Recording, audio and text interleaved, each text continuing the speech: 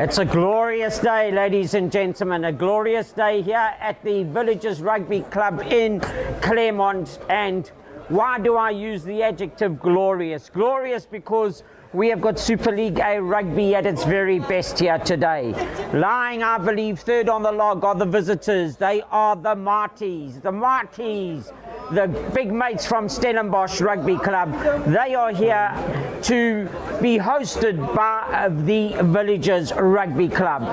It is going to be an experience of grassroots youthful rugby. And ladies and gentlemen, wherever you may be watching, please sit closer and get ready to cheer the teams on.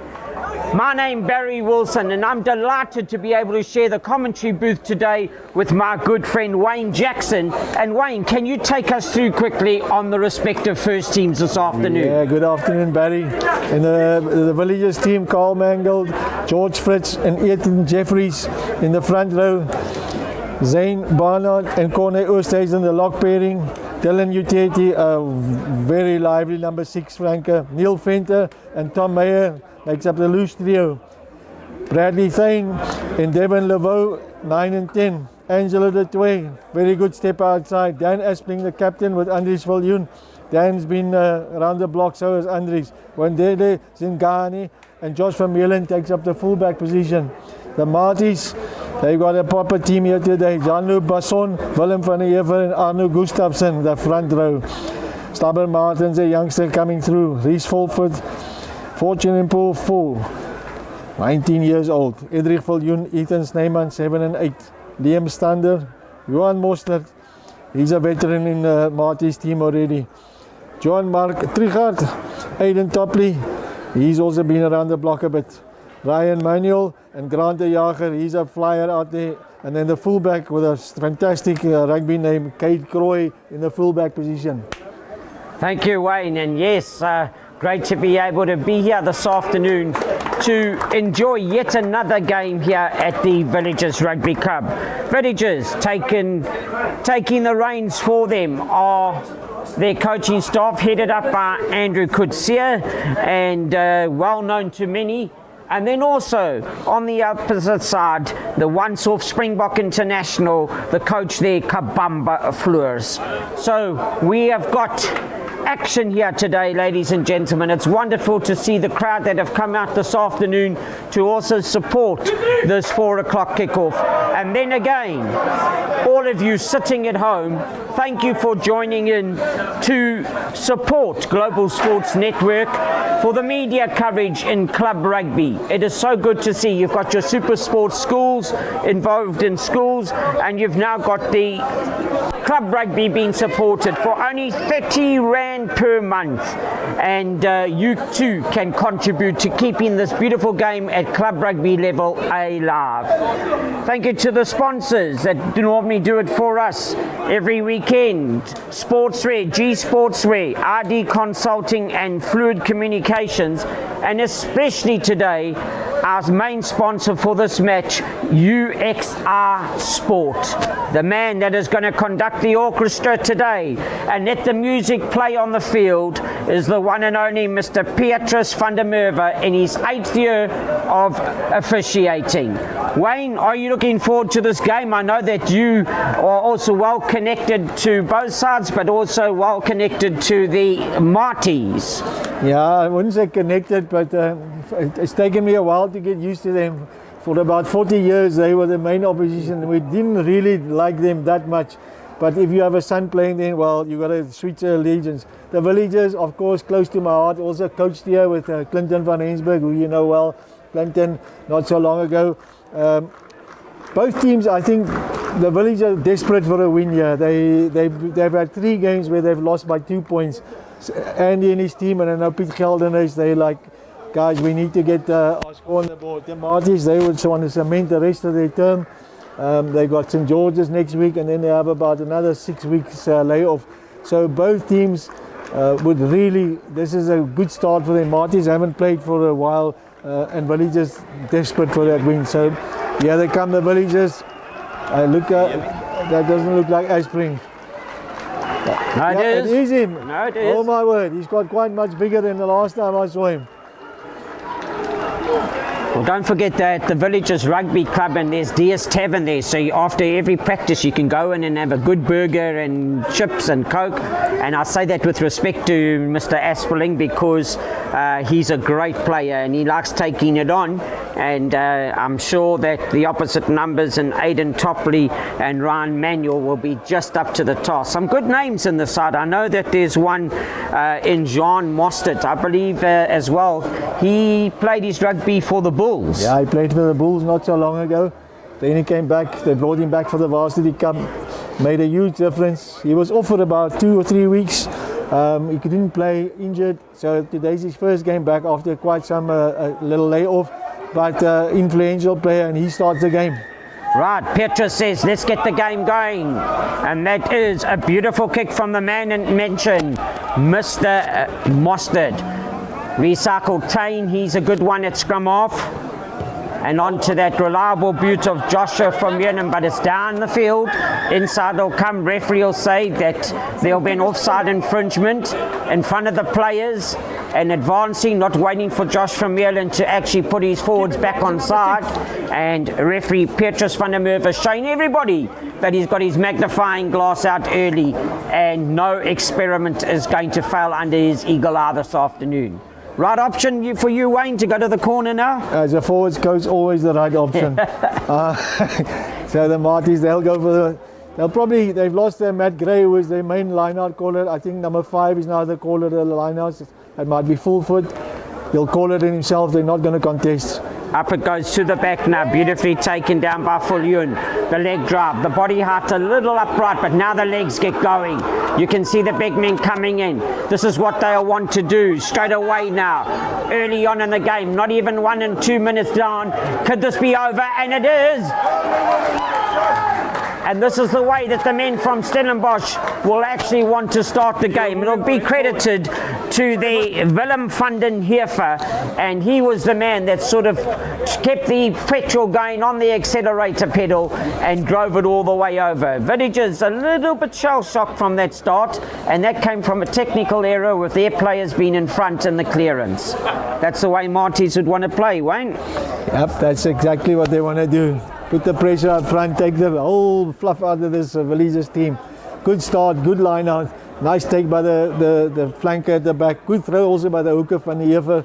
And of course, the machine, the maroon machine, they just started purring there. But it's early days. Villagers will do, they will definitely have a comeback answer for that. But not a bad start after 1 minute. Well, here we are getting into rugby fever, and it's going to be beautiful. We've got this club rugby that entertains us. We've got this afternoon, come on Bulls, let's sort it out against Leinster, and let's bring a final into our South African rugby arena. Mostert, you can see why he was rated by Jake White and John Mostert as well, and a big man at the fly half 10 position. Devon Lalvo also been putting his hand up in his position at fly half. He's got the ability to also make it happen for his team. He gets the kickoff now. Petrus van der Merwe lets the game go. Otete is chasing forward. Beautifully taken and cleared through by Marties. Clearing out is Fulford. Back it comes again. The big man is Martens.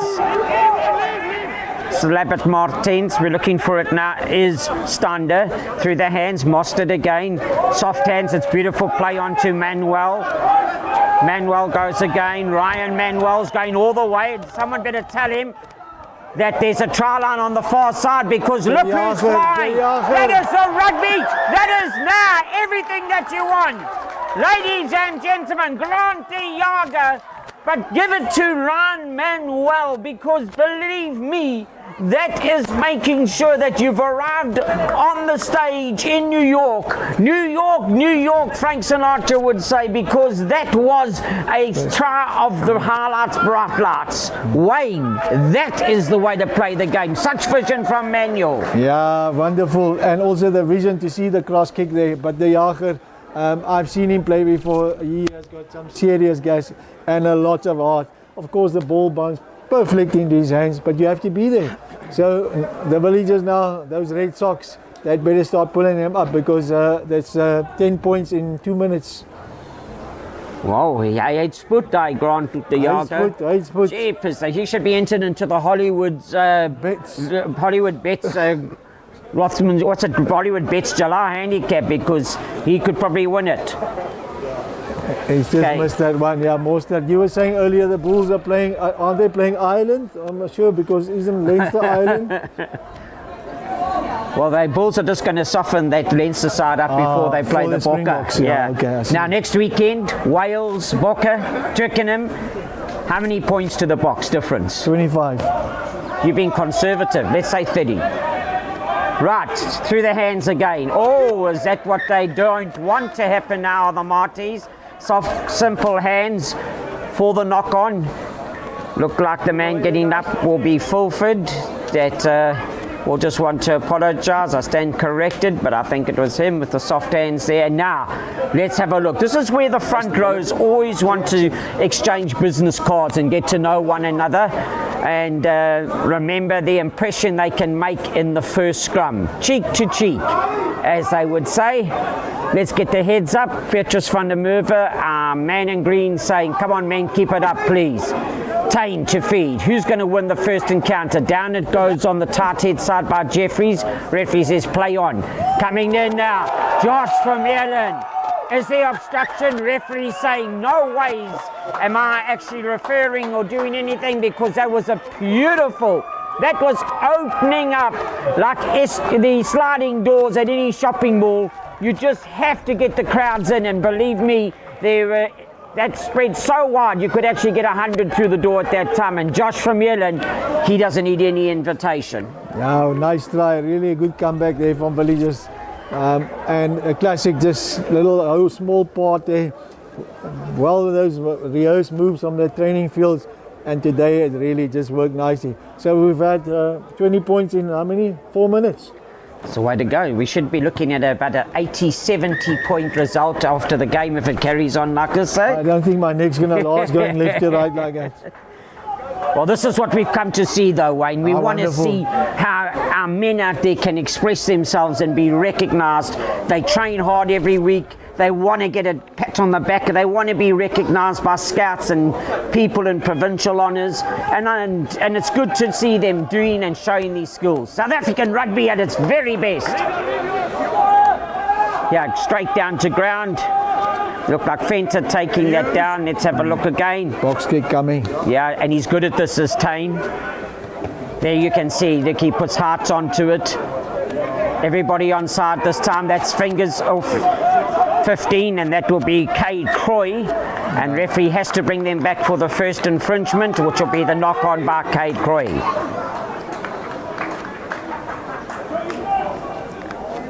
The second scrum here, the first one, the tight head of the Villagers went down. They got away with it, but the referees come this side now. Arno Gustafsson on the tight head side, Jan-Lou Basson on the left hand side here, the loose head. Let's see what happens now. They got to keep it up. Man you're referring to in the tight head is Ethan Jeffries for Villagers. That's right, yeah. Let's have a look at Tane. That's better. That's a big scrum. Don't play around there. Get it out as quickly as you can. Here comes Fulyun. Back again now. Running onto the blind side. There's Angelo Dutoy. Through the hands again. Inside to Lauvo. Tackle release, and that's the call. Tane. Oh, Tete. That's a great tackle. Ball to ground. Mpofu, 6-6 with the numbers. That's gone forward of Fulyun's hands, and referee Petrus van der Merwe, cool, calm and collected in his green colours. As cool as a cucumber there is referee Petrus van der Merwe, and it's good to see, allowing the players to express themselves. Yeah, great tackle by Mpofu. He was not happy with the call earlier, and for a young man like that, I think he's 19 years old. Wonderful prospect for Marty still in the years to come. It's amazing to see 19-year-old kids play first league rugby and the way that they do it.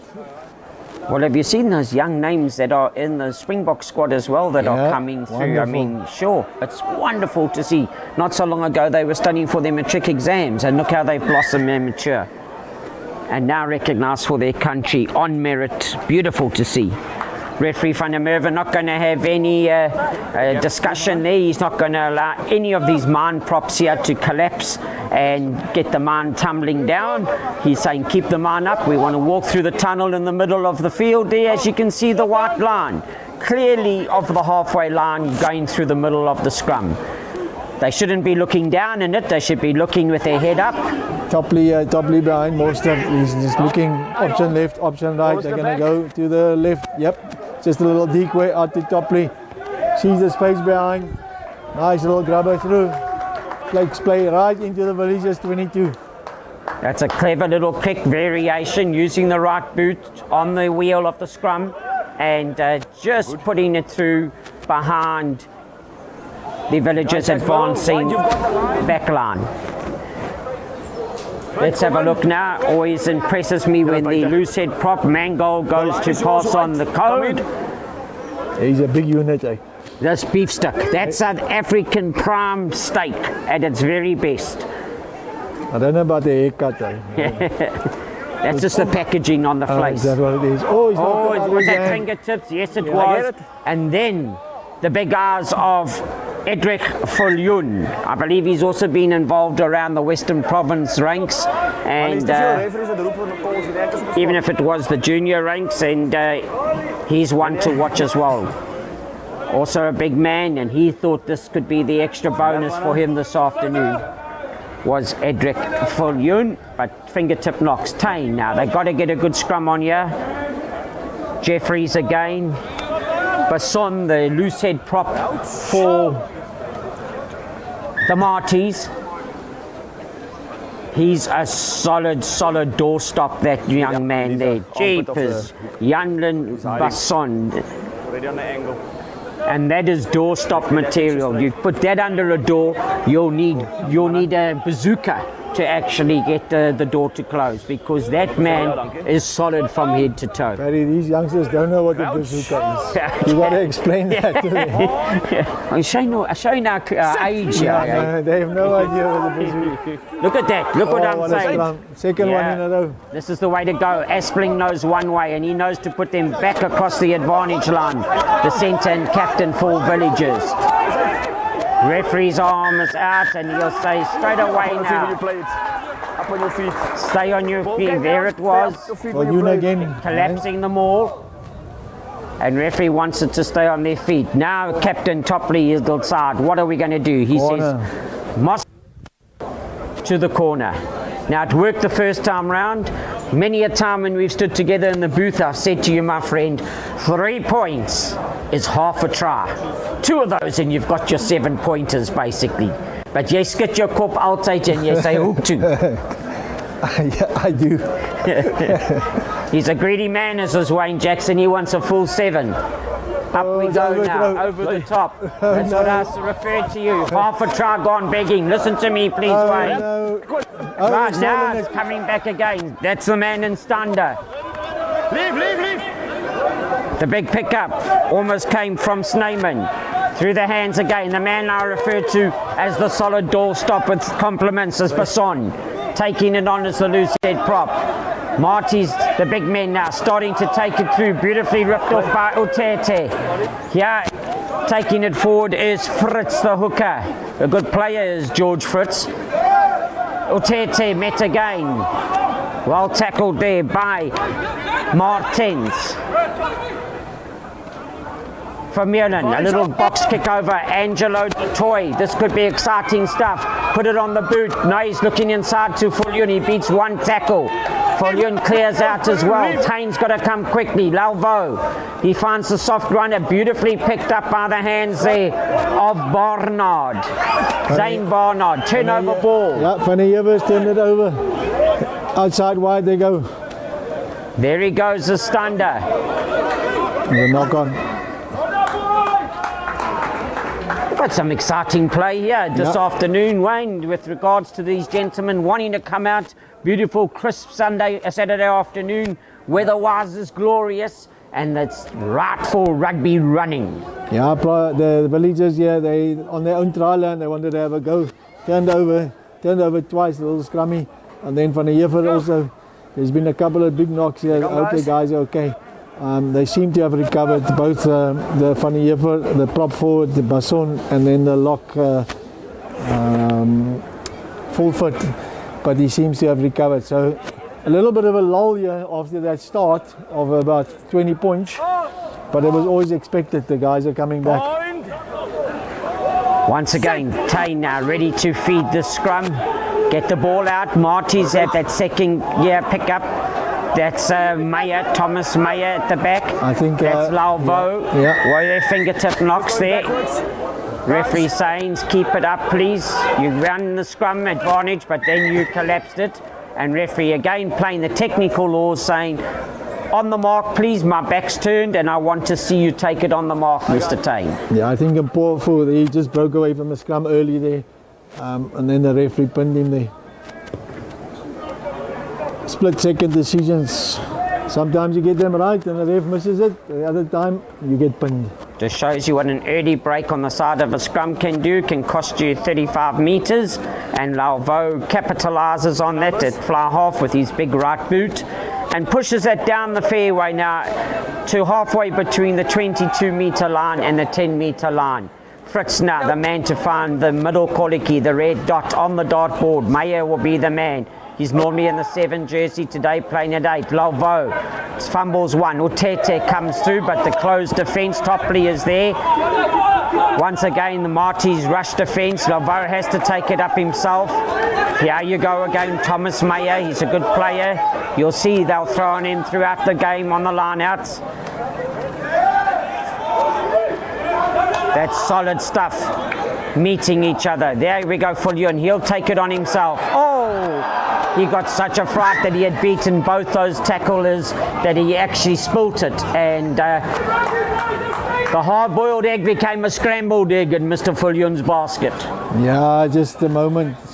He looked up before he should have just taken the ball. But again, enterprising play by Villagers. They're not going to go dying. They'll pull those Red Sox up. They'll come back. I spoke to Piet Geldenhuys earlier, the president, and he was like so desperate for a win. And you feel for the guys. They put in, like you say, week in, week out. But then on the other hand, so there's the opposition. So we got to wait till the end of the game to see who comes out tops. Just for Villagers, I'm patting them on the back as well, is that they've had some narrow losses. Gee, they've lost by 1 point or 2 points in the dying minutes, not in one game, but in at least 3 or 4 games throughout the season. But I see now that the Proteas are also trying to only get 1 point wins. So we mentioned that or not? See, we better not mention that. I think that was just a game that maybe we should have had load shedding and actually not watched. That's one time maybe we could ask for load shedding. And I say that respectfully to our Proteas. Come on, guys, gee, we want to get 100 points. They're going quick. The big men are carrying the ball. 1, 2, and 3. Round the corner, you take it. Double it. Oh, proper. There's a little knock on there. Great defense by Marty's there. You take it, and it takes 2 oaks to stop that man. He's very good. He's a strong runner. Getting up very slowly there, Barry. Still on his knees. He goes, yeah, guys, I need some help here. Well, let me tell you what, I want to give credit there to the big man, Ethan Snyman, the number 8. Yes. Came with his fly half mastered. But you know what was exciting for him was for me to see is that after he did the damage, he actually carried on with the drive-through, and that is the way to play the game, is that you make the tackle, get up on your feet and carry on with the drive-through, and look what it presented. It presents a turnover ball.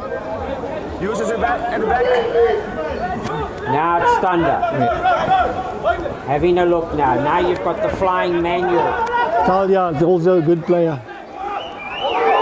Trick up there. Now the referee says he can see it. Through Mustard Sands again. Look at that Fulford taking it up further. Referee now coming to the sideline. Coming back for the original check here and check and saying knock on infringement. His AR helped him there. He showed him the little knock on there.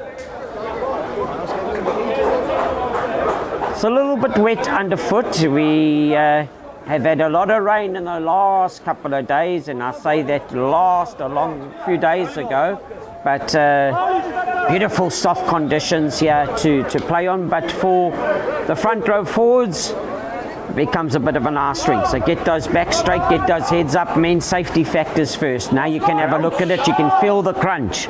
You've got Basson up against Jeffries. In they go, Tane to feed, keep it up men. That's a good scrum again from both sides, through the hands.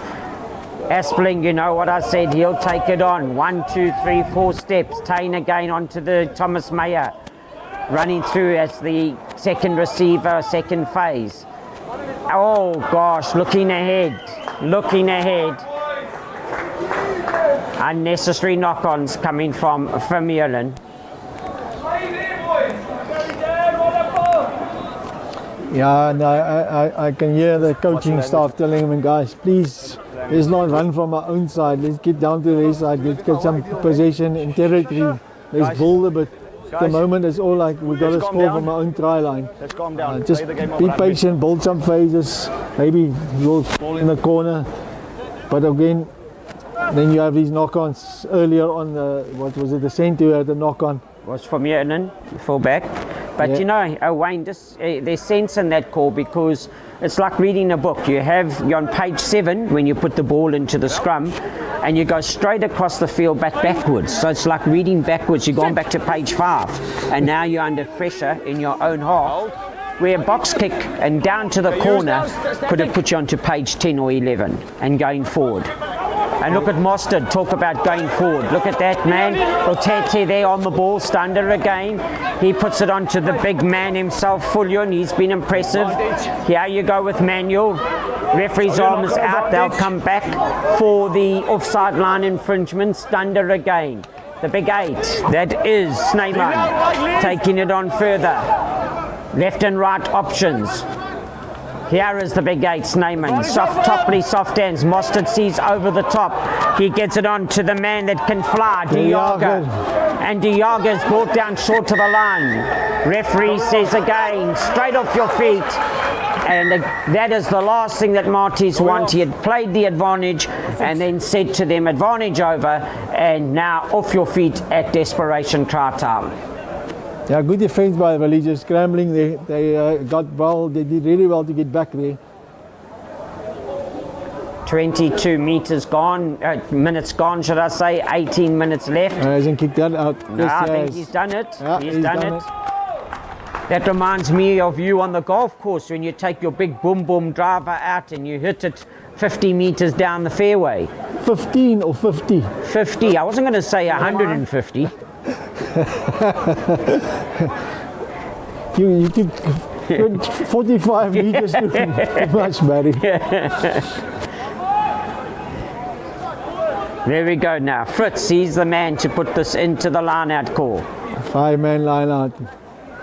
Thomas Mayer's my man. Watch number 8 soar into the skies. No, they varied it. They even confused me. That's why you must go back to, oh, here's Mangold, the beef stick, SA Prime, meat. Oh, Te. He's got good dancing shoes. Tane again. Lalvo's got to have some runners. He finds that in Aspeling. He's got to get to ground. As he get away from the neck roll. That's it. Well done. Let him go as Fullion. Soft hands Lalvo. Out to Vermeulen. And in Shangazi, if he was on a bicycle, that would have gone past in the basket at the back of the bicycle, knocking it on and everything falling out.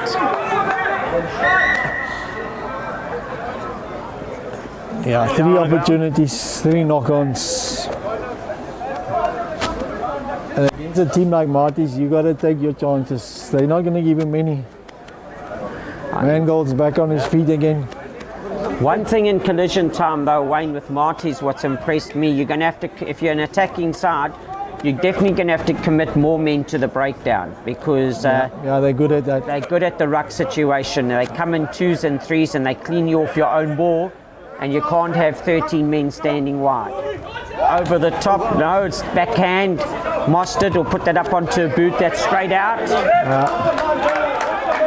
Uncharacteristic for a man of his skills and talents, but he had a narrow channel and wasn't able to just get the left boot around, so put it onto the right boot, but he needed to have that right boot at almost 180 degrees, which would have probably snapped his ankle to get that into direct line of Yeah, kick. we just have a guy here whose finger needs to be put back into place. Yeah, the call there, you could hear it, the front lifter, he was too slow to put the back up, and that's why the ball was slapped down. Marties are a very interesting system of calling, but so basic, but so good. It's either you're going to go to the front where the space is, or to the back if there's space. And if you cut them off in the front, they'll jump in the space. So, but it sounds complicated, but it's so simple. It's so good to have. It's called vision, and it's called awareness. Yeah, no, they're very aware of it. They're Yeah. very good at it. That one didn't, I think the front lifter he was maybe having a little snooze there. And it's an interesting comment that we're discussing here, because how many lineouts could just work on visual awareness instead of actually having to go to a prescribed code? That's why you need a very good lineout caller. You can Correct. read these things. You don't need many jumpers. You only need maybe two even. Two's, but if you have one decent one, you can just call it wherever he sees the space. But that guy who calls it, he needs to be awake. And watch what villagers do, because they normally White, use let's go Mayer, the number 8 on his jersey today, to do that, and it's a prescribed line out every time. Let's see now if he can pick up and help us in the commentary booth. So they've given them the front space here.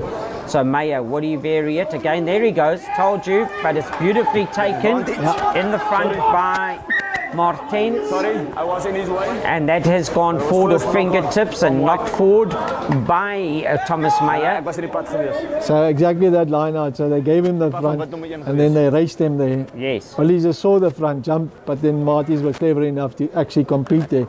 But again, if you have somebody that has got that vision, it's brilliant to have. It's worth more than a fly-off. Now, just again, a bit of a law sharing here. Many people watching, especially younger folk, might say, but he knocked it on the 5-meter line. Just remember, knock on in the line out. Referee Petrus van der Merwe has to take it back to the 15-meter line for the line out infringement. So now you know why the line out wasn't given on the 5-meter area. What's the language? And just No a little bit insults. of knowledge for any of the younger viewers and who may want to take up refereeing. And it's always encouraging to see the youth coming through wanting to come and officiate the games. So no matter whether you are 6, 7, 8, 9, 10, learn the laws of the game. Remember, not rules of the game, laws of a rugby game. There's a whole booklet, too many of them, and you'll be able to come and officiate in the green colours. Onto the ground went number 1, Basson, but closing the space, Stander now has to look for the big men again. Finding the big men was Gustafsson, taking it up, the tight head prop.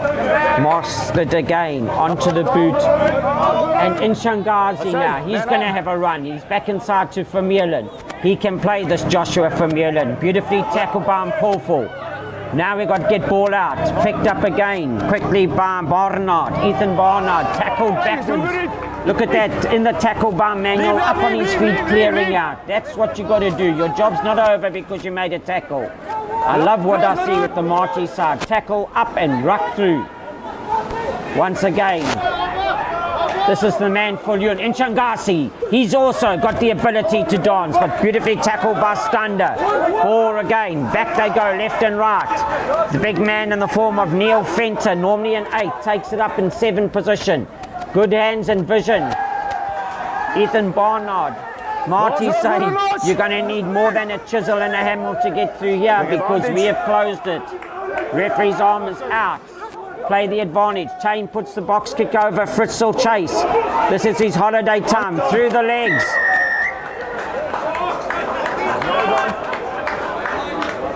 Fritz he heard the advantage. His teammates weren't happy with him, but I agree with him. Have a go. If that ball had stuck and scored under the post, he would have been fantastic. Manuel there made 2 tackles in that movement.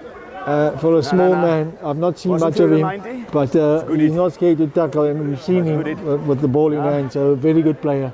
But you know why? You don't have to have bravery to tackle. He's got technique. He's got very good technique. So when you tackle and people just think tackling is when running into the wall. and putting your arms around. He's got a technique and it's a skill that's got to be His practiced. moustache, oh goodness. Here you go with our man Diaga. Here he goes again. Bringing it down to ground. Standard now big onto Mostert. Look at the big man Gustafsson coming through as the second centre. Standard again, a little slow on the ball. Coming through now to Fulyun. Mostert sees this could work beautifully. Or is it going to roll? It's going to be short, yeah. Angelo de Toy now back inside to Vermeulen. Plenty of time. Straight underneath it is Coy. He plays inside to Mostert.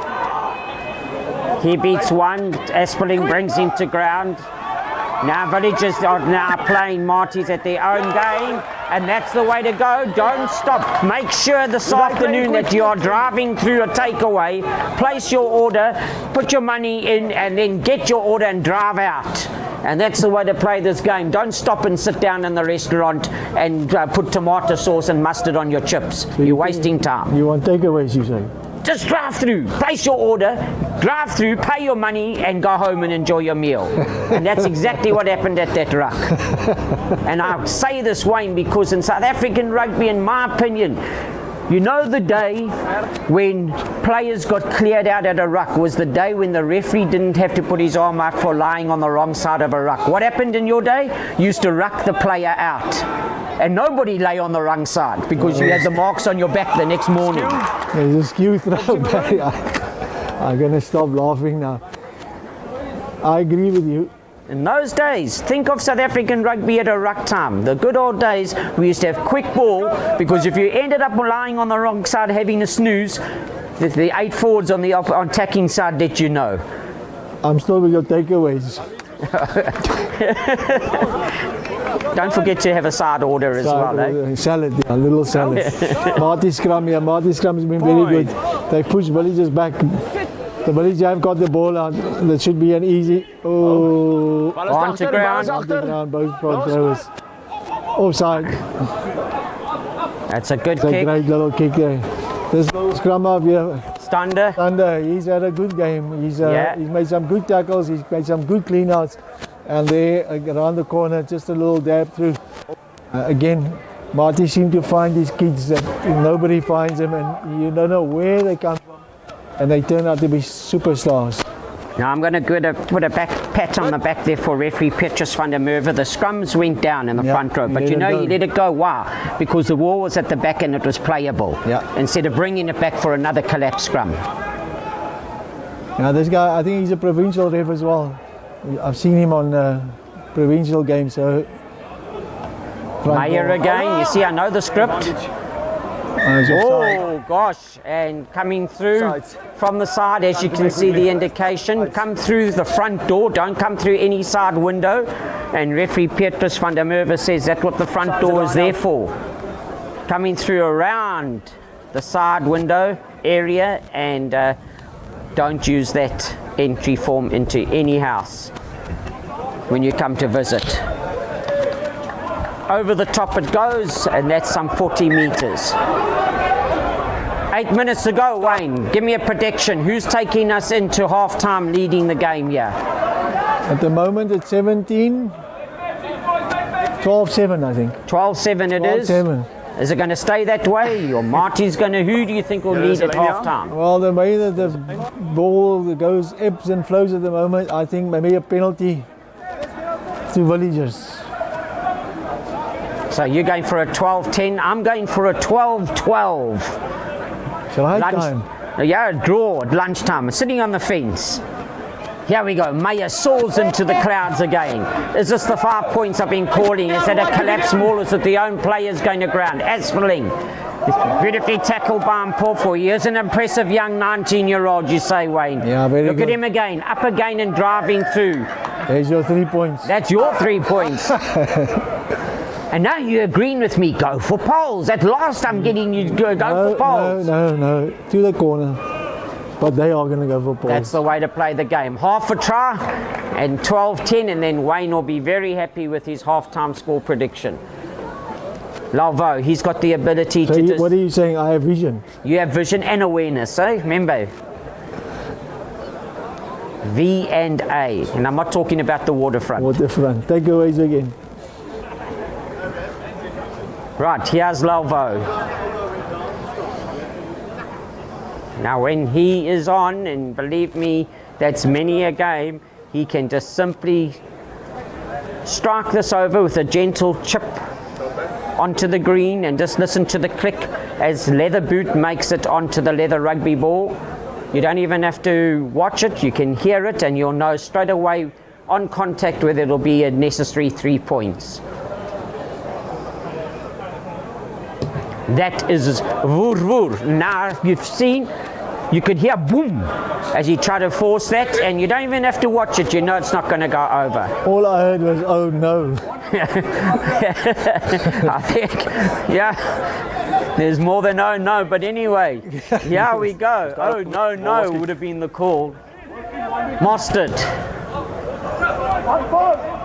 Lalvo again. Tane through the hands to Shangasi. He comes off his right wing. Tane going inwards.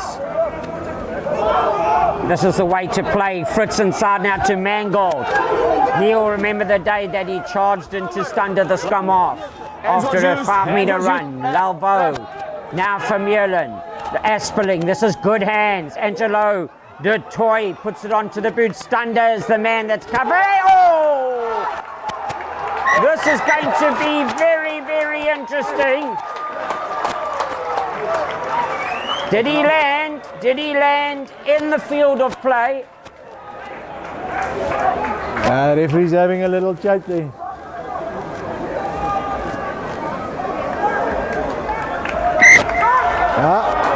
No try. As I thought, beautiful, but he dived and missed the bed and landed on the floor, on the cushions next to it, so close, and that is outside in goal area, but what vision, and that came from beautiful soft hands from the Villagers side. The prop forwards in unison there. Beautifully taken, but not straight as the call. Outside. Come on now, give me my 5 points that I was calling for so we could have a 12-12 call at half time. Oh, that's a critical area. Front ball and you miss it. Marty's here, they got to back this scrum and get the ball back. Villagers, they'll be on to go. They've got one man on the far side in the sun there. No, they've got to get the right shoulder here. They've got to give the opportunity of an open runway to Thomas Meyer. So Mielen's going to the blind there, little jog. It might just be a dummy run. I'm sure that if they can get Jeffries to get the right shoulder, Mpofo better have his head up, the flanker, for Fortune and Mpofo, because Thomas Meyer could be looking at that left hand upright. So him and Mpofo and Topley better close that channel. All depends on whether Jeffries, the tight head prop for Villagers, is he going to get the right shoulder here? But don't forget he's up against my man Basson. But here they come. Lalvo's going to have a crash himself. He dances beautifully through one spiral. It's got to come quickly. Fullion will have a go. And Shangasi's got to step. But he's got to stay on his feet when he steps. Covering across beautifully is Sneyman, the number 8. Back inside to Thomas Meyer. Closing the doors, Fullion. The 7 flankers, pick and go time. They want their 5 points off for the Villagers. Pick and go is Fullion again. Keep your patience, keep your discipline, Villagers. Don't rush anything. The line will be there for you. Don't rush anything, Villagers. Marty's superb on defence. You're going to actually have to use a hammer to knock this door down. The big man Asperling doesn't even need it. He just needs a key because it opened up, and now you get the 12 ball. And Lalvo, is he going to make up for his last effort to give it the extra 2 points cherry on the top? That was good play, Wayne. Very good play. Also patience by Villagers just to take it around the corners. They're very narrow there. Again, the big men started with the 2 prop forwards making lovely hands for the wingers to go wide. Penalty advantage. Villagers are back in the game here. They might go ahead. Going to make the halftime chat very interesting. 2 minutes, both coaches. Kabamba Fleurs from Marties. He could see a magnificent start after 2 minutes, thinking his side were going to really accelerate away, but credit to Villagers, and Andrew Kutsia will be saying to his men, come on now, we're in the lead by 2 points, and that takes them to 14 points to 12. 2 minutes to play in half. Anything can still happen in 2 minutes on a rugby field. We know that from watching our World Cup Walker. 2 minutes can sound like 2 years. Plenty of time, 120 seconds. Sounds a lot more than 2 minutes. Mostert, that's a bit voer, but it's gone the necessary 10 and a knock. Yeah, and he got away with that one. And this is what Marties will need. Topley, there again to Croy. Mostert now, he's met in the middle by Asperling. My captain is Asperling. All offsides. And that will be Fulford spinning around. That's a great kick, and that could be the 22. Very good play there. And this is what now Marties will want. It's taken back inside. Over the top it goes to Lalvo. And that will simply be another 25 meters. And 25 meters, as much as he wanted 40, going forward with 30 seconds left on the clock, is exactly what Villagers will want. They'll get a lot of confidence from knowing if they can hang on to a 2-point lead at half time, and Villagers will celebrate that. Marties will be wanting to prove a point at the half-time talk. Yeah, like you say, the first 10 minutes, all Marties, then the Villagers slowly managed their way to come back into the game. There's another missed jump, knock on. It's funny, this game, Wayne, you've seen many a game of rugby, eh? Sometimes when the ball starts to bounce against you, you need more than doom to actually extinguish the bad bounce of the ball, because it can bounce badly for you for at least a whole half or 20 minutes, and hopefully they can get rid of the bad bounce in the last 10-15 minutes and come out firing. It just keeps going, and then eventually you got to stop the rod somewhere. Yeah. You need something to come get right. Maybe a mindset, maybe just a little bit of luck, but momentum is very important. You know what used to work? Think of it at half time. Think of it. Think of it was a piece of orange that used to come on the board, eh? That mother used to cut, prepare for the team. Lemoenskyfies. Lemoenskyfies. Check it out, Bravo. There we are. And the referee now says last move, and there it'll be 14 points to 12. Villagers will take that. Kabamba Fleurs, I'm sure he's going to have a serious chat to his men to say, come on guys, we had that there. It looked like it was going to be a bargain price, and you've now actually lost the sale. Villagers leading 14 points to 12. And ladies and gentlemen, boys and girls, Opa and Omar, Wayne and I are going to get ourselves a bottle of water. Wayne, anything you want to add before we close for half time? No, very good, very enterprising game. Like I said, Marty started like a house on fire. Villagers, they've come back, and I think the coaching staff, they would be happy with the fact that they actually did come back. A couple of chances lost by Villagers, 2, 3, 4 knock-ons where they could have had the score maybe flattering Marty's at the moment. But I know this Marty's team, these youngsters, they won't go lying down either. So we have a good 40 minutes to watch. Good. Go and get your water, go and get glassy, and we'll see you shortly.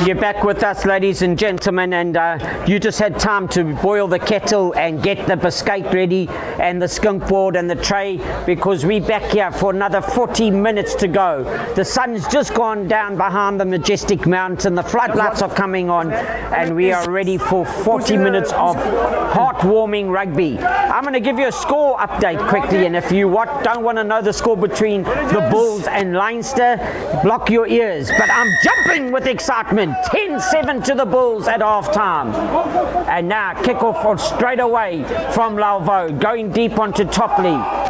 Come on Bulls, let's keep it going for our country. Mostert through the hands again, back onto the ever-present Van der Merwe, the hooker. Out wide, going to Croy. Let's go again to the big man Topley. And straight into touch there, Wayne. This is going to be a game of exciting rugby in the second half. Watch me, my friend. I don't think we're going to have a 2-point finish here. I think some gates are going to open. Yeah, they'll also depend on who they bring onto the field, which the benches. I'm not sure the Villagers. Let's just check here. Yeah, most of them have played here before. Played in the first team. I know the Marty's guys, they got some more cannons in the background there. Guy like Jason Johnson, he's very good, tight head prop. But the score's at 14-12. I don't think it's going to be a lot more than that. Right, remember what you said? I think the dam wall's going to break, but I'm not predicting for who. Right, Tain it is. Referee said I already hadn't lifted up the baton to command the orchestra to play, and how dare you put the ball in, Mr. Tain.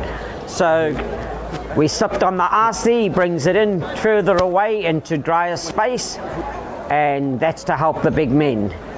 Yes, can you imagine celebrating the Bulls' victory later on and going through again into a final? South Africa at its very best. And then the Bokke next week. I mean, what more do we want as rugby fever?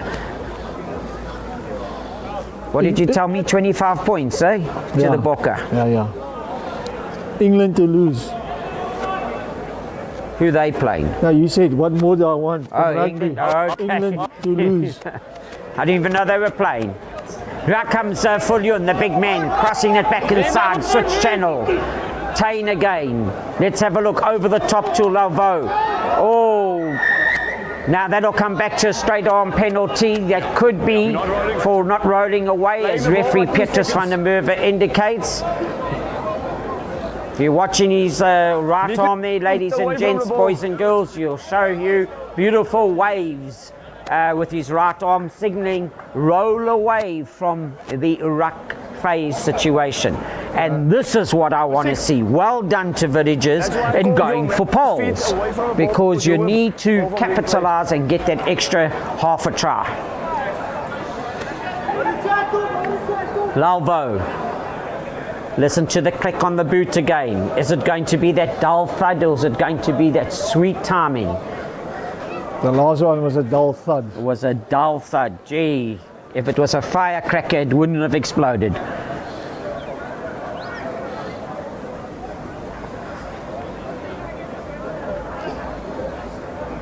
A bit of a hush here. Well, that's how important this kick is. Yeah. Kicking to the spectators. That to me is a good kick. Just to the right hand side, not too bad on that.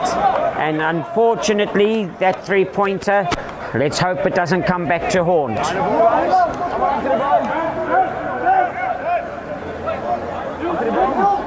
Petrus van der Merwe, so many times, our man in the middle gets the flack from all of us and everybody watching the game, but I believe Van der Merwe's had a good game today as a referee. Tain. Roll away. Tain, tap and go. Where are they 10? Fenter, he takes it up. Roll again is Mpofu. Arm is out. The big man, Mangold. Body height is upright. but Tain finds Lalvo. He'll find Aspling back inside now to the toy. That would have gone forward. And now they got to come back. Straight away I look at Wayne and I know what he's thinking. Go to the corner. No, you missed 2 penalties right bang in front. Go to the corner. See there, I know my man's sharing the booth with me today, and he'll want it. Just having a chat now to captain. Yet. I haven't seen that the guys bring the key on yet. They might want to give me my wish here, Barry. Aidan Topley just going to have a chat to his men and say, look, right, referee, conductor Petrus van der Merwe has just said, please, gentlemen, when I say trumpets play, then trumpets must play. Yeah, the thing is that the Marties are not doing, they're not rolling to the side, so they're rolling, but they're rolling to north to south. They're not going to go east to west, and that's the problem they have at the moment. 2 Oaks, they were out the rucks, they rolled, but straight into the scrum half's hand. So they just got to be more aware to the fact that they got to roll east to west or side to side. Barry? Right, looks like your call might be adhered to. We're just waiting for an injury down on the far side. Yeah. And let's hope that every single man, it's good to see that Mr. Topley's just gone over. I know he's gone to have a chat to the referee. Aspling, the captain there. Yeah, and they don't want to lose him. He is as solid as a rock. I'm not going there, Barry. Don't you know that's top hit, hey, in your day? I know the song, but I'm not singing. Right, Aspling's back, ladies and gentlemen. Good to see.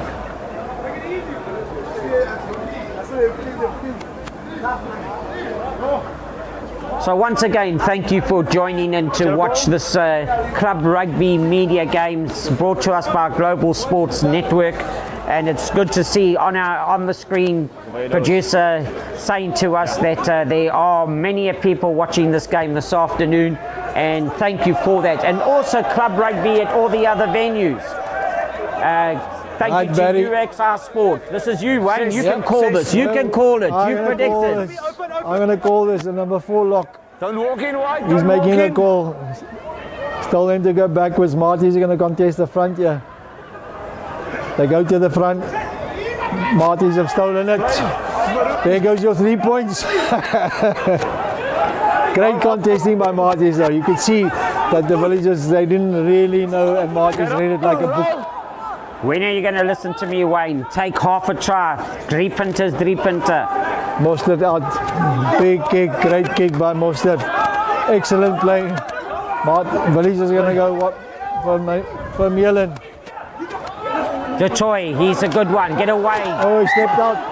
The greatest tackler on the rugby field comes to the rescue of Marty's. The greatest tackler being the touchline. It runs a full 100 meters, and that's down the touchline. Grabs his boots laces. Six. Nobody likes that guy. Not today. He's already out of the game in the first half. Too much. I need that one to be blistered. Right, we're just having a look here. A little bit of exchanging pleasantries here amongst each other, just saying, how are you, my friend? Nice to get to know you. We're going to have a cup of tea afterwards together, and we'll remember and serenade the game of rugby. Just as Marty's line out here. They set up. Villagers not contesting. They've given them the front ball again. Back ball, overthrow. Right, throw to 2. Fritz, that's like a front row, and then you get Tain. The bounce beating in, and Fritz will celebrate. Fritz will celebrate that kick.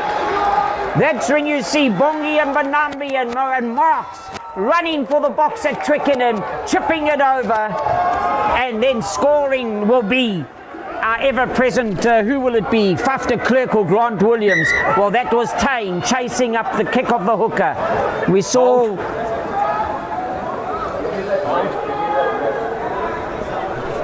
We saw that happening beautifully, opening up. Referee's going to have a chat though.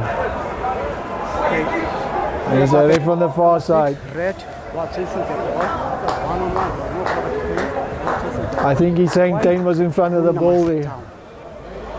Slip. He didn't pull him down. I'm happy with the call. Slip. There was no foul play from White. Try stands. No foul play. Number 2 slip. Right, so just if you want to know what the discussion was, the AR on the far side and the referee just having a debate, was there a jersey tug? And referee saying I was right on the spot, I saw that there was a slip and no jersey tug, and that Mr. George Fritz, he'll be the man that can actually remember that kick for a long, long time. Ladies and gentlemen, chip and chase by the hooker. If you don't want to know the Bulls score against Leinster at Loftus, block your ears, because I'm doing somersaults here. 17 points to the Blow Buller. Go South Africa. 7-2 the Irish Leinster. Okay, we have a front row replacement here, Barry. See what happens when you kick, you get taken off. Yes. And change the kicker, and Josh Vermeulen, he strikes the extra 2, and basically 9 minutes gone on the clock. Coming on now will be Devald Kruger. He is the number 16. And number 18. And now Mangold has also taken his sideline bench. 21 points to 12 the score. Beautifully taken again by the Villagers side. Look like Meyer. Vermeulen will have it on his left boot. Up and under it went, but that was only 5 meters. And straight back, taken back. So that is what I also wanted to share with you folk. If you're wondering why they going back for a line out when it went forward, that is the ball, because you're not allowed to pass the ball back over your 22-meter line, the white line, the solid line, and that's exactly what Villagers did. So you go back to from where you kicked inside your 22 meters. I know many of you know that, but I'm just sharing it for general public knowledge. Not straight is the call. And that's been amazing today, because Marties have got the men in the line out and they know these scripts well there, and they hasn't fired as much as they should have. Agree with that, Wayne? I agree with you. I don't know what to say. Maybe it's the exams that's taken its toll on the Marties. They haven't had much practice. I don't know. But it's critical. You got to get into the Villagers. They just scored. You got to come back. You're 21-12 down. You need to score. Sia Ngubalanga, replacement hooker in the front row for the Marties. Tain now will feed. He's got Lalvo's right boot, open side. Referee again says collapsed. Nobody's fault, just a simple slip. And no ways can they scrum on there, so he has to reset that for safety. You see him bringing it away from a little bit of mudslide. And Tain to feed. He's also got Vermeulen's left boot, and he'll want to hit it further than the 5 meters he did earlier on. If he can get a right shoulder again in the scrum, then he'll open up beautifully for the big boom boom boot of Lalvo to the open side.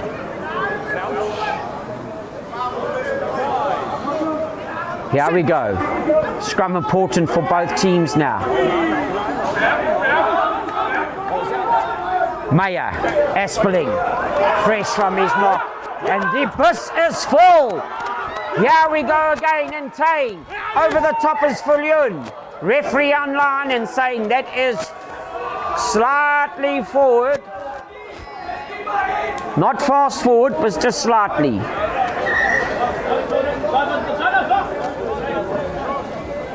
Wayne, Marties can't afford to actually lose. I'm not saying they're going to, but they need the points on the board and the title chase. Is that correct? Yeah, they're going to fall further behind. They'll still be in the top 6, but that makes it difficult in the playoffs to see where they go. So at the moment, Hamilton's unbeaten. Derby's up top there. Villagers are mid-table, so they will. Anything's good for them. But the Marties need to stay in the top 2, 3 at least. It won't be a train smash, but it makes it just difficult at the end of the year to come back. Now, I don't know if you know this good man, you probably do, but Lauvo's had a good game, Devin Lauvo, and full credit to you, Devin, for your efforts this afternoon. Yeah, good but game. he's been replaced by Jean-Andre Grobler, jersey 23, and I believe that this young man has got rugby talent in him. Tell me what you think. Watch his balance, watch his vision. That's the new fly half there, coming on in jersey 23 for the Villagers. Jean-Andre Grobler.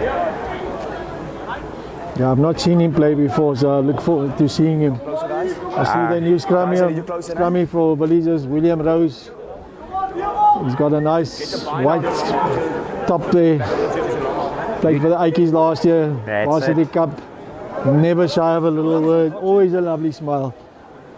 Full of rugby, loves the game. We'll have a chat to them. Well, it's an interesting gearbox change as Rose and Grobler. 9 and 10 combination, they know each other well. Stunder's still there for Marty's. He's had a good game as well, done a lot of hard work off the ball, covering to the cross kick corners. Is Mr. Stunder, so well done, Liam.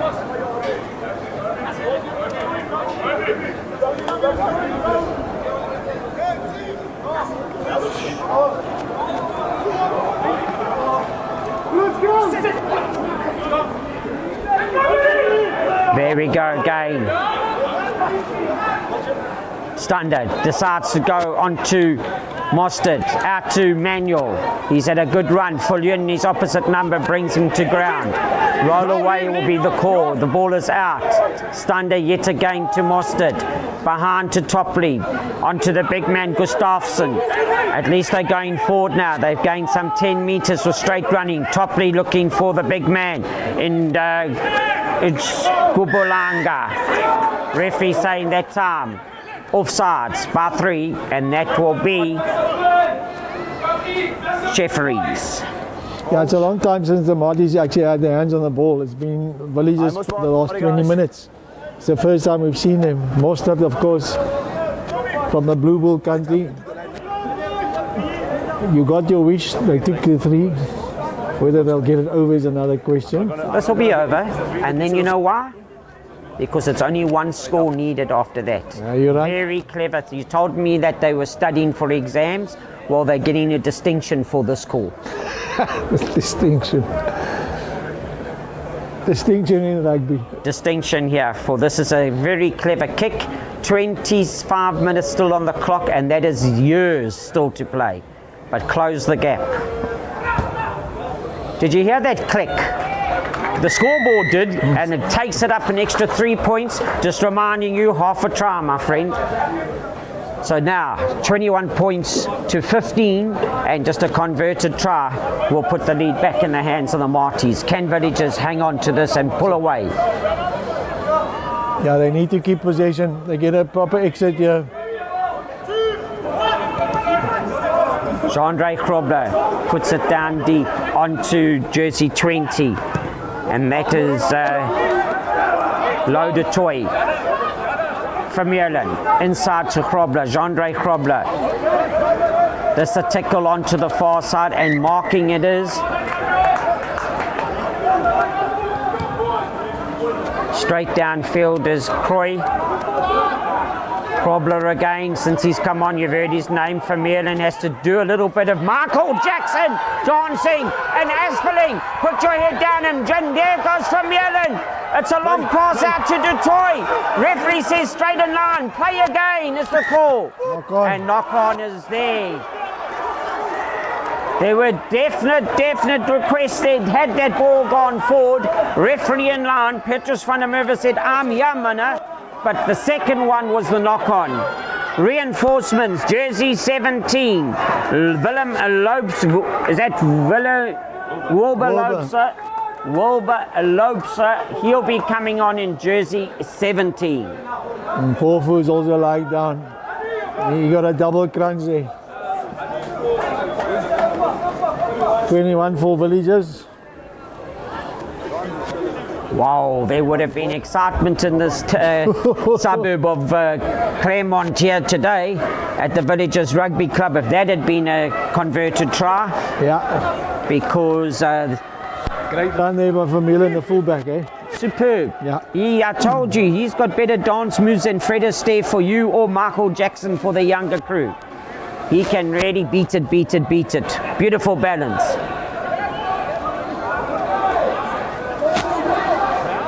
Marty's under the pump here, right under the own post. They'll have to have a proper exit. Mostert standing on the right hand side. Should be a straight pass to him then. They got a flower off the scrum, and that's Meyer. There he goes. He's got to make sure he gets the advantage of 10, 15 metres. Well done, Mr. Mostert.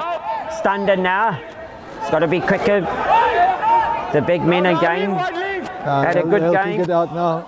It's Fulford the lock. That's a proper, That's a good exit, eh? proper play, that proper rugby. Textbook rugby there. Yep. I'm surprised that Mostert actually took it up, but the opposition also doesn't expect it. They expect the fly to kick, and he made a good 30 metres there from his own try line. Well, look at this, the size of the man. I mean, he's a big man there, the Eiffel Tower, Mostert, and believe me, he can use that physical presence a lot more if he wanted to. Taken by Meyer in the front of the line-out. Rose on to Grobler. There's got to be a dummy run. Yes, there he goes. In Gubalanga, he's the man that makes the tackle. Good cover defence by him. Left and right. There you've got Jeffries. You've got to roll away again. Second infringement. Rose will make sure that they get it. Slow down. Because the way Vermeulen kicked the last one, rest my case. Here is the remaining points of a try. 2 kicks over. They've got the first 3 points, and now they can get the second half of the kick for poles. Yep, this is to go to 24. Makes it 9. Still lots of time. 22 minutes left on the clock. But 9 points just gives the Villagers a chance to catch their breath. And Marty's don't need to start panicking. They've got lots of skillful rugby players there. And 22 minutes on a rugby field. Half left. Plenty of time. The problem starts accumulating when you keep chasing. You've got to keep chasing.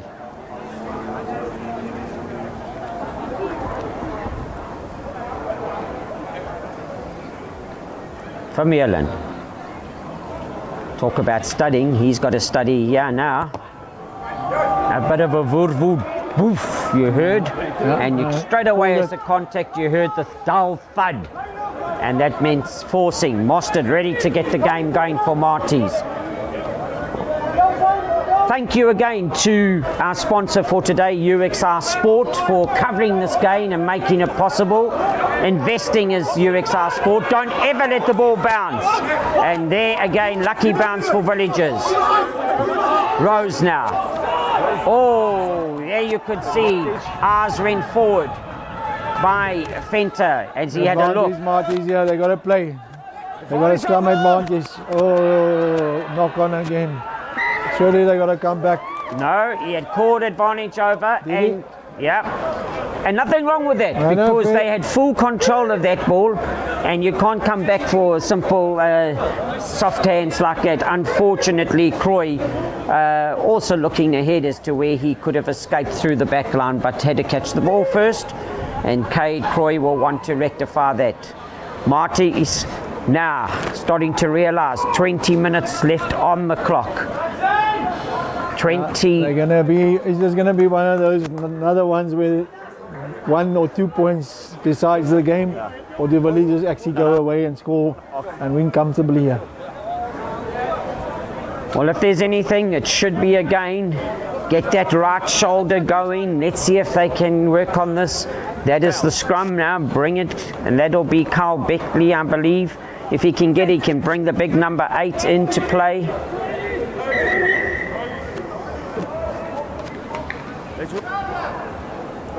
And the big 20 now. And that is Dion Kun. If he can just get a right shoulder here at the back there from Carl Beckley. He's loose, he's tight head. Then he's going to have a flying in Shangazi on the right wing. Play an 8-9 pickup on the blind side. Can they do this? Just keep it attacking on the blind side option. But they've got to win the scrum first, Wayne. Now, William Rose also a big open on the blind side. Yep. He can just grab it through there. They see where they go, Barry. Blind side has got to be an option call. Koen's going to pick up. 8-9, there's the call. And Shangazi, there we go. Back inside now. Just put it on to the big men. Can they cross the advantage line? An offside line. And now, I look at my friend. He looks at me and he just points his hand out, does Wayne, and says, hook two. I'm saying, baller two. I heard it from the big guy. He says, keep him here. Holy so means they're going to go to the corner. They heard you. And that's a great corner kick. That is from Milan at his very best. That's a good 10 metres now. With the pudding to come. The script. Line out call for Villagers. Meyer, don't change it. He's the man that gets into the clouds. Keep it simple. They've gone to a 5-man by the look of it. Here comes 7, 8 and 5. Will it go to number 8, Meyer? He's just got to get up quickly. Put it in for him, Mr. Fritz. Back ball. There's Meyer. In the middle. Up he goes. This is what they wanted. Deval Kruger, should I have said, does well. They break away. They've got to keep this ball inside. Willem Rose. Koen. Short to the line. Great tackle there from Marties. And Aspling, the captain. Spandi Sailor. Sedi Mana van die Villagers. That is coming from a great kick. You know, getting credit for that must be for Milan for that beautiful touchline finder of 40 metres that gave them a 10 metres out. Remember what we were talking earlier? Is one side going to pull away? Still plenty of time with 16 minutes to go. But a great try there by Captain Aspling. Also, Aspling saw the line, but William Rose made a perfect pass to him. He just waited for his man to arrive. Great vision also by William there. He'll let them know that they're behind. He will tell them, you guys smarties, because as an old Ike, I'm sure he had a couple of battles with him in his past. So, but all credit to Villagers, they've been really good. Also the call to go for the corner instead of going for poles. Kept him there, the captain, I heard the big guy call it and saying, just keep him down there, hold it down. And that's exactly what they did. It'll be a huge comeback now for Marties. I can't see this happening. Don't write off the young men from Stellenbosch. Clickety click, number 6. That's the second 2-pointer. And that takes it now on to 29 points to 15. 15 minutes left, 16 minutes on the clock. Mostert kicks it deep. Meyer, he's going to get up in the sky. Taking him on there was Diaga, the high scorer in the first minute of the game. The Marties right wing makes the tackle. Yet again, Jeffries moved across to the loose head side now. Even though he's got 3 on his back. Rose puts it up. It could bounce anywhere, but who does it bounce for? Stander. Courageous little man, the Stander. Impofog. Diaga comes in from the right wing. Back to Croy. Back to Mostert. Manuel. These are the men that know how to cross the advantage line. They know they've also got a straight-on penalty for offsides by Villagers. Now, there we go, off the hands of Topley. Play on, Diago and Paulful play scrum off. Topley yet again, a good skip out to Martens. Marty's now starting to turn up the purple jersey heat, and they're dummy by Fairfield. Stander again, Mostert, crash ball on by the big 20 in the form of Loaded Toy. Play. A man that has put his hand up is Fulyun, the big 7. Turnover ball, referee had pulled over, full Ewan. He's got to give to Changasi. He knows one thing. He's got corner flag, and look at Mustard. Mustard comes inside now to Diaga. Back inside, Jean-Ray. Robla. What a turnaround. Marty's on the attack. Turnover ball. Good 70 meters a try. And Sangani. Yep, you called it. You called it. Some team's gonna run away. Barry, you're a man of vision. And there you can see, again, referee Petrus van der Merwe, in my book, gets a pat on the back because he's been constant in many things, but one thing is the advantage play. He's called advantage over when teams have had enough phases to play the ball. Marty's might look back and say, but what happened about that penalty? Wayne, too many times we watch advantage go for 2.5 minutes. Then we come back for a kick at poles, it takes another 2.5. That's why 5 minutes gone. And at least he's consistent. Earlier he gave them Marty's advantage, and we thought it was over, and now he's done exactly the same. Yeah, big turnaround here by Villagers. Now he's kicking threes on. Yep. Well, 30. Is that 35 points? Yes, 35 points to 15. Believe me, these bricks here at the Villagers Rugby Clubhouse and at the stadium, they're going to have to be cement full tonight, because the huff and puff at the aftermatch party, if it stays like this, it could blow the house down. There's Aspling, had a very good day today. This is tackled backwards. Get up onto your feet, Martys. You stop clearing out at the ruck like you did so effectively earlier on. Villagers have got their tails up. You can see the spirit in the boots. Dancing, accelerating at pace. Jean-Ray Grobler, can he do it again? I told you, watch out for that man. Up it goes. Mostert, safe as a house. Croy. That's going to find the green grass of home, and he bowled roll. And Vermeulen doesn't want to let it roll too much. Back inside to Rose.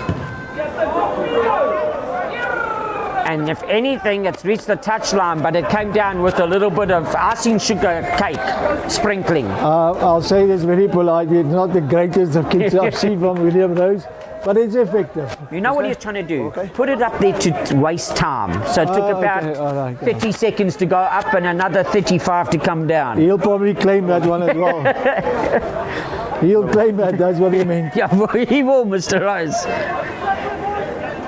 Right, now we've got to find the man. I got to get the line out. Gubalanga. He's got to get the dartboard going here. Where does he throw? To the red dot in number 4. And that is Martens. Gubalanga again. Oh, top leg off the fingertips there. It's turnover ball, so Villagers can play on, as you hear. Rose, he knows that he's going to turn them around. Don't let it bounce. It hasn't. It's found Croy. Croy looks across field into jersey 23, which is Rianda Langa. But the bristles fall. He manages to turn and swivel. Stunder can't go to Mpofo on the blind side. It's closed up there by Dutoy. Into the middle space. That's a great tackle by Aspeling.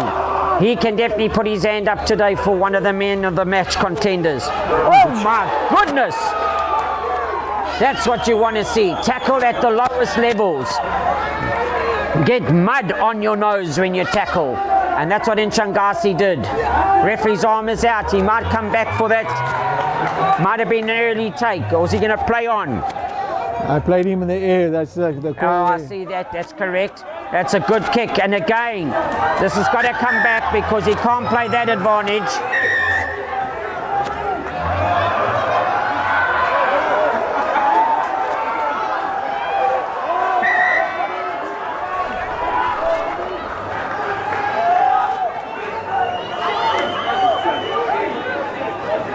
Right, referee saying arms in the air.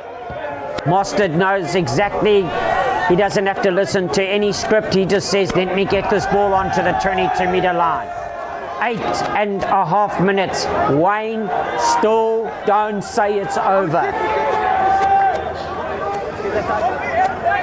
It's You not- might think it is 35, 15, 20 points, but trust me, come on, you've been at many a game where you've seen sides come back. Not saying this could happen today. Find the line out though, they do. To the back and pull for place, scrum off, Topley. Oh, that could be penalty. Yeah, and Crawford in front of the ball, came off, stunned his hands. Remember when we were chatting earlier when saying about the bounce of a rugby ball, some days it can just come to haunt you. Well, it took longer than 20 minutes and it seems to have stayed with them. No, referee Petrus van der Merwe just saying, Mr. Fullion, if you want to actually have too much to say, you can go and sit on the naughty boy chair. Just calm down, please. Yeah, he's got to keep his temper in place here. The last thing you want to do is play with 14. Well, he's a good player, but he's just got to learn to keep quiet. Right. I won't tell him that. He's quite a big guy, but he's just a bit of Marty's now.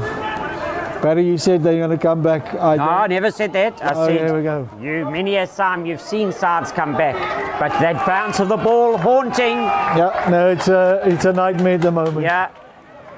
If I was the Marty's team, definitely don't take a lotto ticket tonight, because trust me, you're going to waste your 10 rand. Yeah, that's definitely the truth. Okay. Everything they've done today, except those first 6 minutes, knock-ons, skew throws, one of those coaches' nightmares. You know this team can play, you know they're much better than this.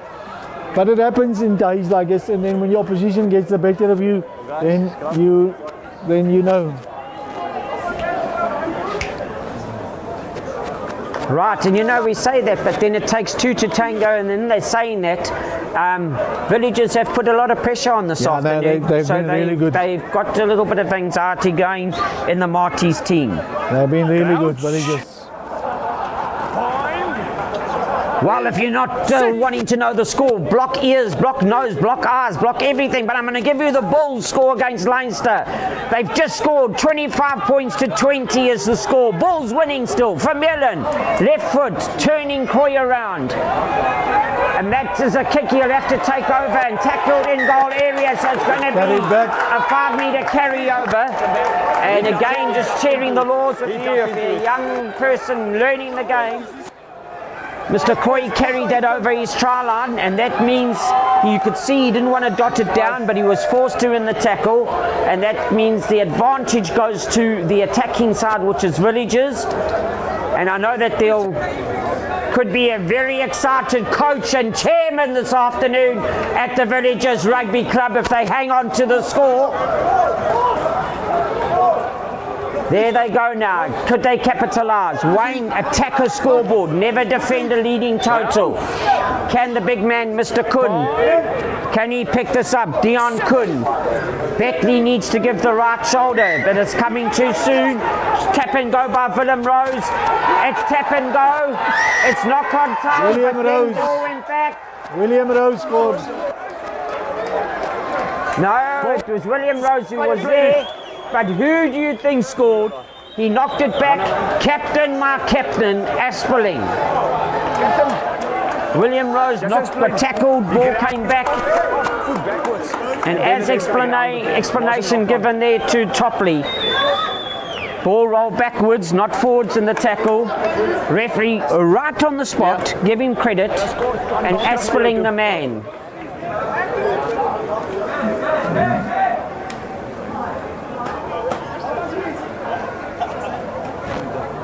Four minutes to play. Referee, 4 minutes to play. 4 minutes.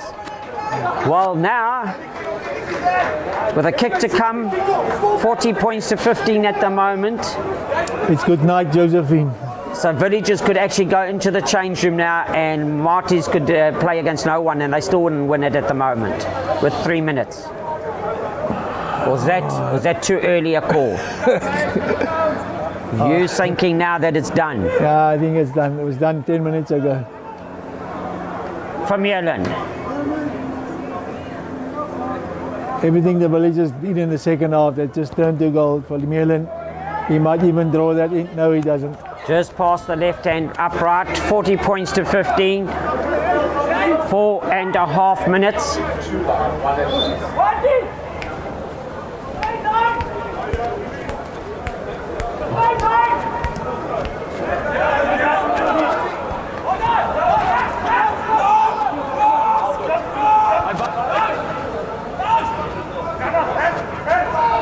Right, onto the boot of Krobler. High it goes. Once again, Mostert. I wonder why Rose has gone off the field. Stander. Oh, he's lying down here at the bottom. He's Here we go now. This is a good play from the Marties. Well intercepted by Fulyun. Rose is coming back. He's got the white bandage to match the jersey. He's not going off. He wants to be here when the celebration is on the field. No good now to go into WrestleMania because it's been a good game of rugby and let's keep it to that, gentlemen. I know that there's disappointments and a little bit of frustration, but with 3.5 minutes to go, let's enjoy the game of rugby right through to its very end.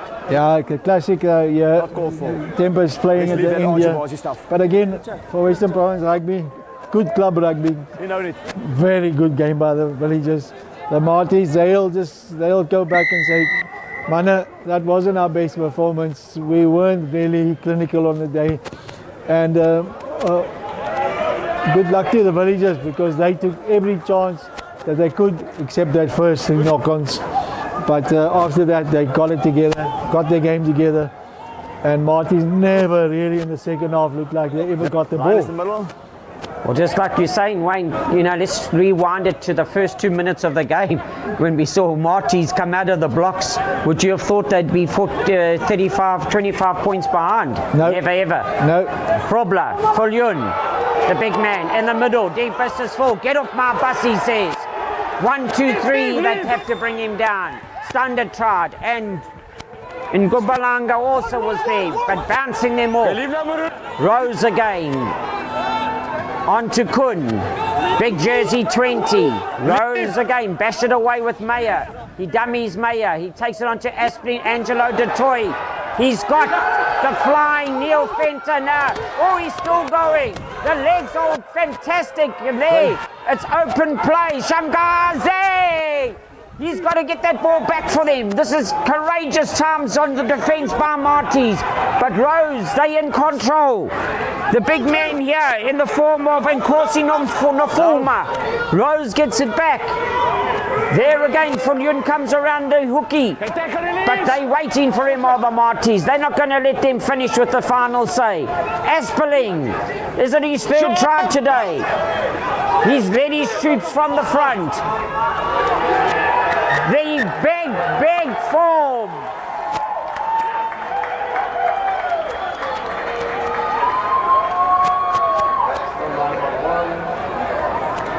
Wow. Jewel Krieger, I think, number 17. 1.5. We'll get the name for you right now. This is the way to have played. Never again would we have said that would have been a 45-pointer.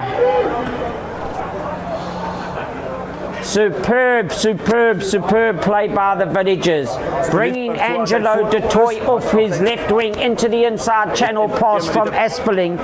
Today for me, Asperling has really had a superb game in the inside centre, and congratulations to him. But I think that this is going to go to a player by the name of Ibrahim Davids in jersey 17. That's him, yes, he's the scorer.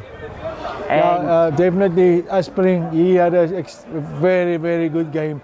Also the fly-off, and then of course the fullback from Villagers. Vermeulen, he's also been exceptional. Well spotted, yes, well called. But to me, Asperling, gee, he's taken knocks, he's taken head knocks. He said, I'm carrying on this ship here, and he's led it from the front. Referee has a look. Your eyes are better than mine, but the scoreboard's flashing the 0. So referee's optional time. This could be Probably the last kick of the game. 45 plays 15.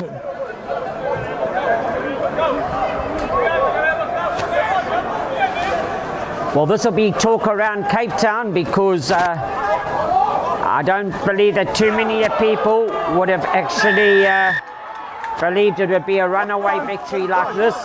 Aspling up in the air and taken out. He's taking control. He puts that into the neighbour's house across the fence there. And Aspling says, "Genoeg is genoeg." Ladies and gentlemen, I'm going to leave you with my good man Wayne up here while I go down to get to the field. And I'll say goodnight from the field situation. But Wayne will sum up the game from up here. And I'll be going down to the field to do on-field interviews. But Wayne, what a cracker of a game, my friend. 45 points to 15. Yeah, it was definitely, again, we say the first half, it is in the game. Small mistakes by Villagers in the first half. 3 knock-ons. They could have been ahead by 20 if they weren't that. Afterwards, Villagers came back and everything Villagers did was just stuck. A great advert for Western Province Rugby. As the guys go shake hands, they all know each other, they've all played with one another. Marty's definitely disappointed.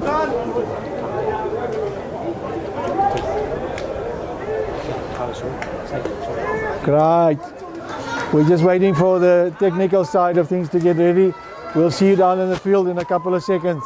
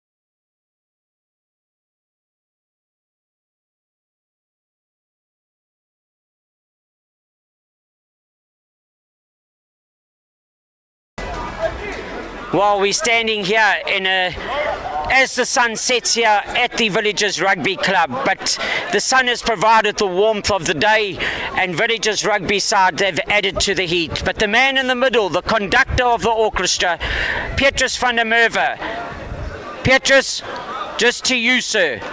Wayne, just to you, sir. Congratulations from me personally. I know the man in the middle, he's always got so many critics, but I'm putting my hand up to say I thought that you had a fantastic...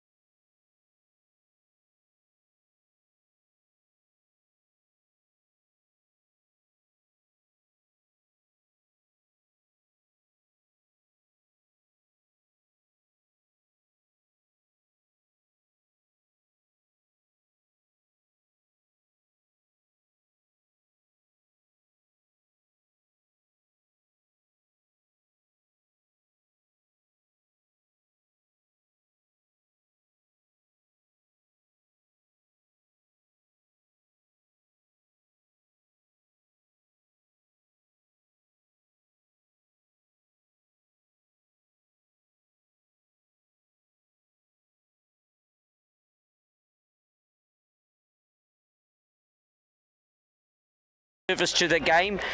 We all know that the orchestra can't play on the stage of rugby if the man with the baton isn't there to lead the troops, and you led by example today in my eyes. So I shake hands and say to you, till we meet again at the next game, keep on blowing that whistle. Thank you very much. Go well, Petrus.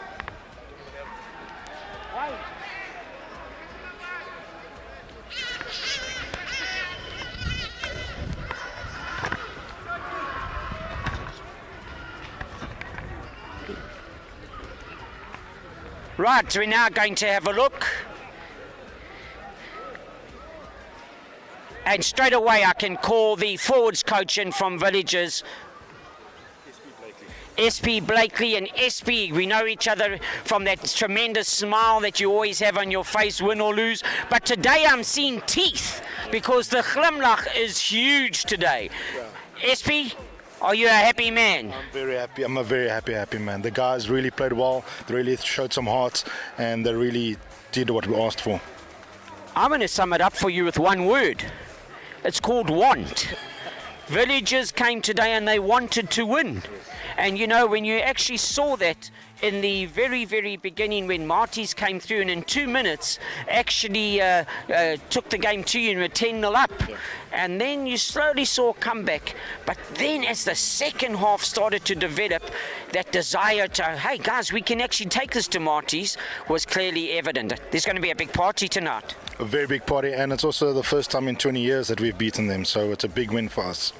Yeah, and full credit to Marty's as well. I mean, they're an institution. They're well known for their rugby, and to have a win like that at 45 points to 15 against Marty's, you can add extra champagne into the ice bucket.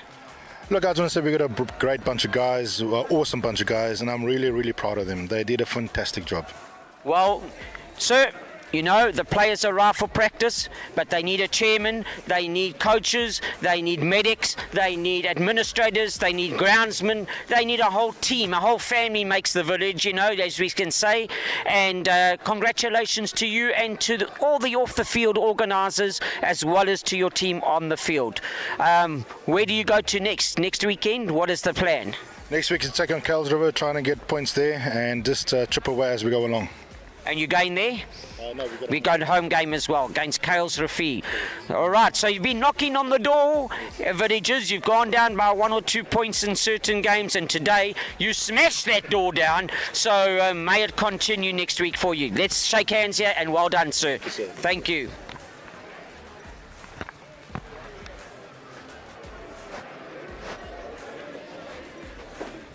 Right, we're going through a whole lot of interviews this afternoon. and the vice captain on the field here. He came on, and I was on the game early on, and one thing I'm going to remind you all about before I even introduce him. You think that front row men can't actually chip and chase. Well, believe me, Ronaldo could learn a lesson from my friend here, Mr. George Fritz. And George, take me through that on the run chip and chase kick, and then you had your man, Mr. Tang, taking the honours from you. Yeah, good evening, guys. We had a session on Thursday night, and I saw the backs kicking balls, and I was like, I can do it better than them. So I took the ball today, and I remember Andy was coaching, Coach Andy was practicing chippies. I was like, I'm going to try today, and it worked out. So the backs must actually come learn from me now. Well, Devon and Jandre Grobler, your number 10s, maybe they should go into the hooking position for a session on the scrum machine, and you could take the number 10 jersey. But on a very serious note, I'm sure you are delighted with the way that your team played this afternoon. Yeah, I'm very, very delighted. Our team was brilliant today. After the few 2 tries that Marty scored, you can see the hunger in the guys' eyes. Nobody said anything, and you just feel the whole momentum start to shifting towards the side. So I'm very, very proud of the boys. Honestly, very, very proud. I think there's going to be many a champagne cork pop tonight, never mind just a couple of pots of tea that'll go down as well, but well deserved, because as I said to your forwards coach SP, I just felt watching from the sideline there was a powerful word called want, and want is what Villagers showed today. You came here with meaning, you came here, whatever you had in your cereal this morning, keep on taking, because that fired you guys up from the early start, and you could see that today was going to be your game. So credit to you. Always a pleasure to have a chat to you. I know that your team will be waiting to celebrate, so I don't want to keep you too long.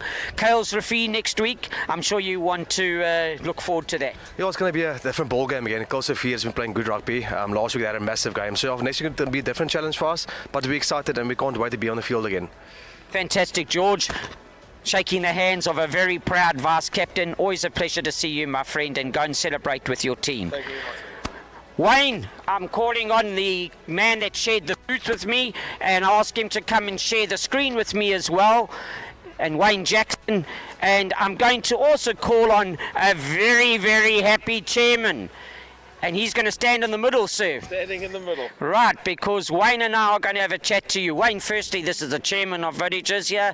I'm sure that you would like to have a few words. Wayne was co-commentating with me this afternoon. Yeah, I was speaking to Pete earlier, and they were saying that the Villagers really need just a bit of luck change. Today wasn't luck. Your team was brilliant today. And I think going forward, you guys would enjoy this and also the rest of the season and just make it feel better from here. Yeah, well, to do the double against the universities for this club is massive. And you know, I got to thank my coaching staff. And today, I just wish I filmed what he said in the change room today. It was, it was. I mean, even I wanted to strap the boots on at 42 years old. It was wonderful. So, yes, we have been unlucky on a couple of occasions, but also this team isn't used to having adversity. You know, last 3 years we would just come and we would either win, and you know, it wasn't what we wanted last year. This year we've built something. And you could see it tonight. I mean, we clicked, and I mean, 45 points to 15 after that first 5 minutes. I went to go fetch a ball over the wall, and we were 12-0 down. I'm like, guys, what's going on here? And then within the guys kind of switched on. It was, and you know, we've built such a fabulous team, and they are such a good bunch of guys. And today, today, Andres Fulun got man of the match, and we've been waiting. That guy's been itching to have a great game, and our captain Dan was incredible as well. So you know, we've got a wonderful bunch of men, and today they played for each other, and the league now needs to open up. We just gave Marty's 45 points. You know, and one, all these little one-pointers. We are a strong side, and I hope that next week we can replicate it. You know, it's important against Kayla as well. It's not going to be easy. Yeah, I see Kayla, they beat Brackenfell just the other day. So Kayla, are you playing them at home or away? At home. Yeah, okay, so the Kayla, they won't be easy. But good luck for the future, good luck for the rest of the season. And it's always nice when the village people are up in the top there. I remember the times here, we also went through some dark times, but the sun comes out on the other side. So keep doing what you're doing, you're doing well. Thank you very much. And just thank you to Cape Town for coming out. We had nearly 450 people here today, which is... With the Bulls game on. With the Bulls game on. So club rugby is live and well, and you know, and for GSN, the network. Without you, we wouldn't have this these games televised, and it means a lot to club rugby. And thanks for what all you guys do as well. Well, you said you wanted to strap the boots on. You have strapped the boots on, because we've chatted basically at times when I've been here, and you've strapped them on in an administration role. And thank you for that service, sir. You've strapped them on to support your club in the game of rugby, on and off the field of play. And you deserve to go and pop that cork this evening as well. I know you always want to stand back and credit the players, but just as you've always done, which I've enjoyed, a positive word there for Marties, our friends as well. Oh, yes, I had the fortune of playing with the Marties. Must be 18 years ago? No, not 18. Not that old. About 10 years ago or so. Wonderful experience, and they're a wonderful club. Everybody just wants to beat Marties.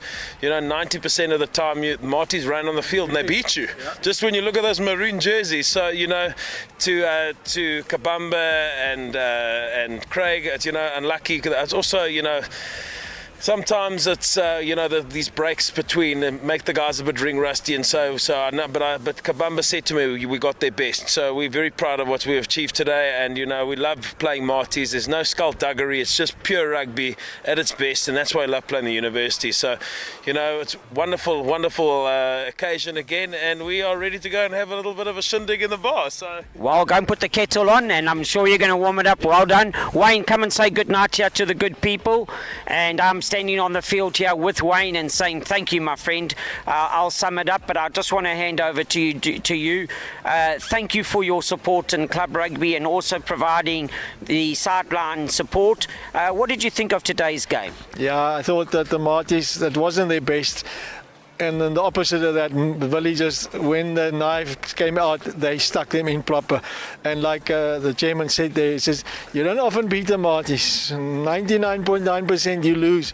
And when you get a chance like this, enjoy it, because it's not going to happen for a while. So good luck to Villagers for the rest of the season. Marties, we know they'll come back. They'll look for the top 6. And as long as they end up there, Villagers got to look for that top 6 spot. So well done to both teams today.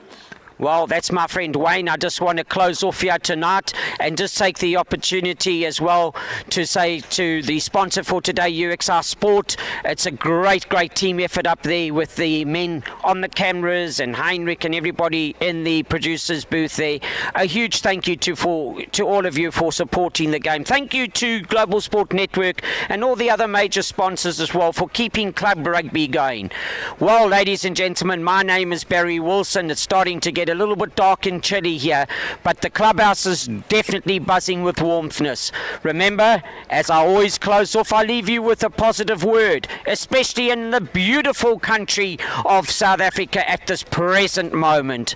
May I just say to you, if you still see anybody walking around with a sad face, without a smile on their face, please take off one of your happy smiles and give it to them. And let's keep on, wherever we are, enjoying the happy vibe of this beautiful country, and just as important, this beautiful game of rugby, which we are all so fond of. Thank you to everybody. Barry Wilson here now saying good night, tot ziens, until we see you again. Thank you.